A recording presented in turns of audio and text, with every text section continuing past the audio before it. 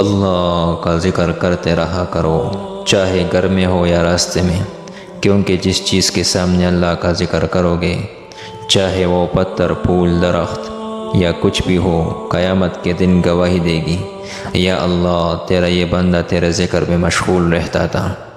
جب اللہ کسی کو پسند کرتا ہے تو اس کی پریشانیاں بڑھا دیتا ہے تاکہ اسے اپنے قریب کر سکے۔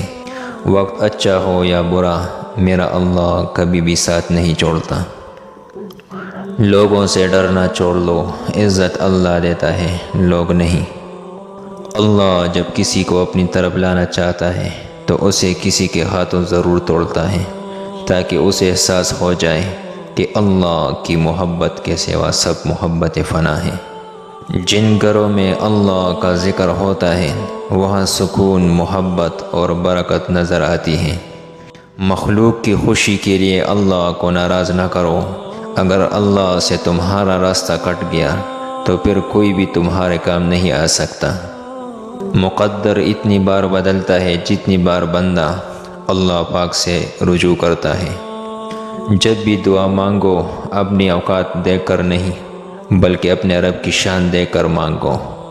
دل جس بات پہ ضد کرتا ہے رب اسی بات پر بندے کو آزماتا ہے۔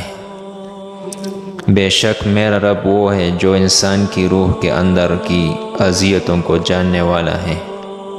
دنیا میں سب سے تیز رفتار چیز دعا ہے، جو دل سے زبان تک پہنچنے سے پہلے اللہ کے پاس پہنچ جاتی ہے۔ کائنات میں کوئی اتنی شدت سے کسی کا انتظار نہیں کرتا جتنا اللہ اپنے بندے کی توبہ کا کرتا ہے۔ جب درد بڑھنے لگے اور کچھ بھی سمجھ نہ آئے تو اپنے رب کی طرف چلے جاؤ، کیونکہ دلوں کو سکون اس کی یاد میں ہے۔ مایوس وہ ہوتا ہے جو اللہ پہ یقین نہیں رکھتا، اور محروم وہ ہوتا ہے جو اللہ کی نعمتوں کا شکر ادا نہیں کرتا۔ اگر کوئی چیز تقدیر میں نہیں بھی لکھی تو پھر بھی دعا ضرور کرنی چاہیے، کیونکہ تقدیر کے سامنے ہم بے بس ہیں، تقدیر لکھنے والا تو بے بس نہیں۔ اللہ سے ڈرتے رہو، جس کی صفت یہ ہے کہ اگر تم بات کرو تو وہ سنتا ہے، اور اگر دل میں رکھو تو وہ جانتا ہے۔